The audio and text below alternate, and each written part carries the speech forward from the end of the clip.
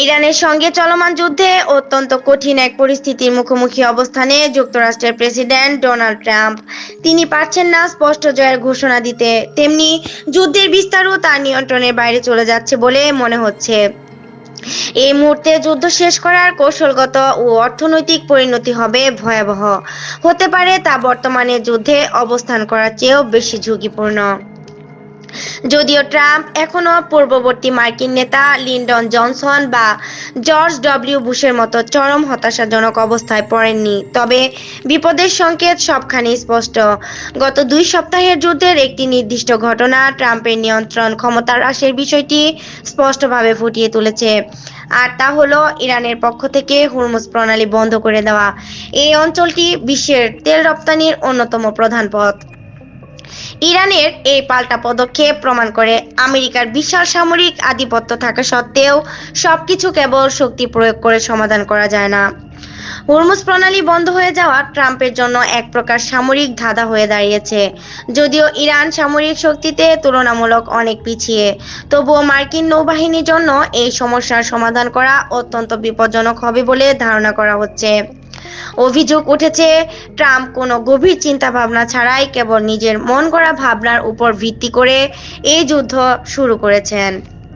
অথচ মার্কিনিরা কয়েক দশক ধরেই জানেন, আক্রমণ করা হলে ইরান ঠিক এভাবেই প্রতিক্রিয়া জানাবে।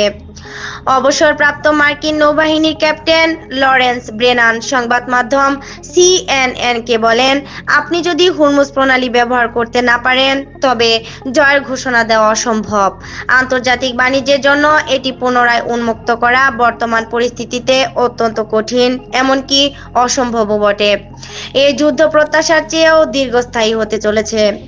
যুদ্ধের এই প্রভাব কেবল তেলের দাম বৃদ্ধির মধ্যেই সীমাবদ্ধ নেই। বৃহস্পতিবার 12 মার্চ ইরাকে একটি মার্কিন ট্যাঙ্কার বিমান দুর্ঘটনার কবলে পড়লে বড় ধরনের সামরিক সমাবেশের ব্যয়বহুল ও ঝুঁকিপূর্ণ দিকটি পুনরায় সামনে আসে। ইতিমধ্যে এই যুদ্ধে 13 মার্কিন সেনার মৃত্যু হয়েছে। হাজার মাইল দূরে মধ্যপ্রাচ্যে শুরু হওয়া যুদ্ধের আঁচ এবার খোদ আমেরিকার মাটিতেও অনুভূত হতে শুরু করেছে। বৃহস্পতিবার ভার্জিনিয়া এবং মিশিগানে ঘটে যাওয়া দুটি সহিংস ঘটনা মার্কিন নাগরিকদের মনে নতুন করে উদ্বেগের জন্ম দিয়েছে। যদিও এই ঘটনাগুলোর সঙ্গে ইরান যুদ্ধের সরাসরি সম্পৃক্ততা এখনো নিশ্চিত হওয়া যায়নি, তবুও চরম উত্তেজনার এই সময়ে ভার্জিনিয়ার গোলাগুলিকেও সন্ত্রাসবাদ হিসেবে দেখছেন তদন্তকারীরা। অন্যদিকে মিশিগানে একটি সিনাগরে ইহুদি উপাসনালয় গাড়ি তুলে দেওয়ার ঘটনাকে এফবিআই ইহুদি সম্প্রদায়ের উপর ইচ্ছাকৃত হামলা হিসেবে বর্ণনা করেছে। হোয়াইট হাউস থেকে দাবি করা হচ্ছে, ইরানের পারমাণবিক সক্ষমতা এবং ক্ষেপণাস্ত্র ব্যবস্থা ধ্বংস করার মাধ্যমে আমেরিকানদের নিরাপদ করা হয়েছে। তবে দেশের ভিতরের এই অস্থিতিশীল পরিবেশ সেই দাবিকে প্রশ্নের মুখে ঠেলে দিচ্ছে। যদিও প্রেসিডেন্ট ট্রাম্প আত্মবিশ্বাসের সুরে বৃহস্পতিবার বলেছেন, ইরান যুদ্ধে খুব দ্রুত এবং সফলতার সঙ্গে এগিয়ে যাচ্ছে যুক্তরাষ্ট্র, আমাদের সামরিক শক্তি অতুলনীয়।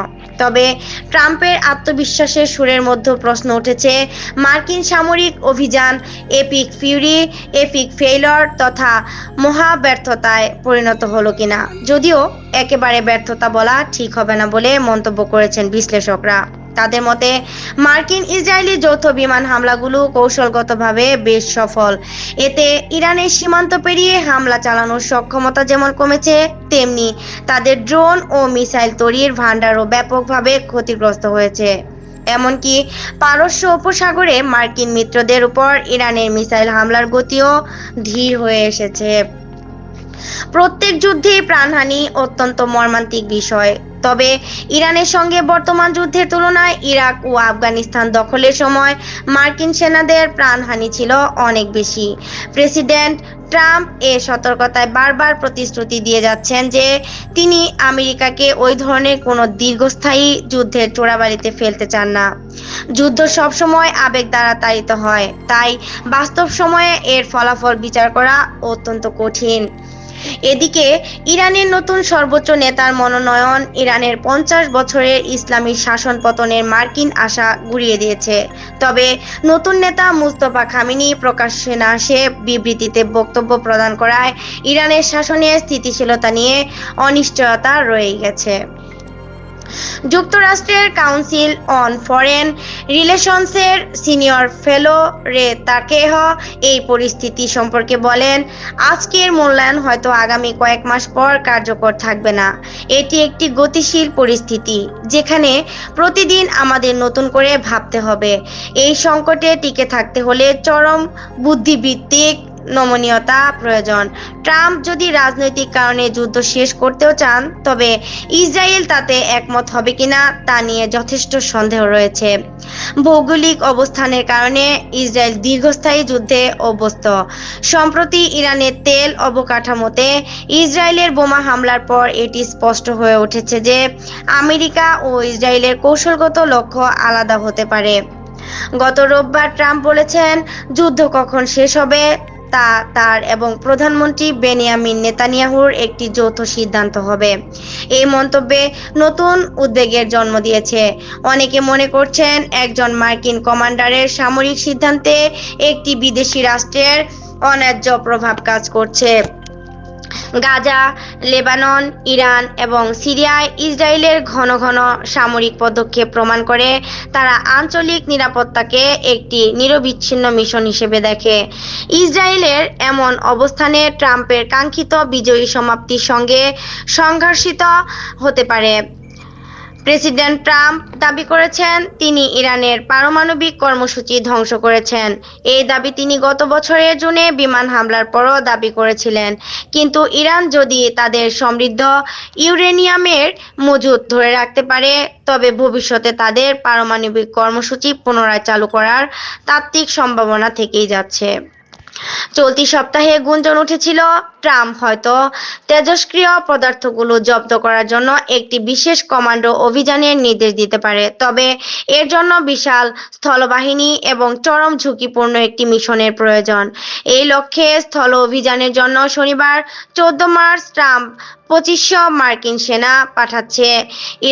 ইরানে যুদ্ধের শুরুতে প্রেসিডেন্ট ট্রাম্প ইরানের সাধারণ জনগণের উদ্দেশ্যে এক বার্তা দিয়েছিলেন।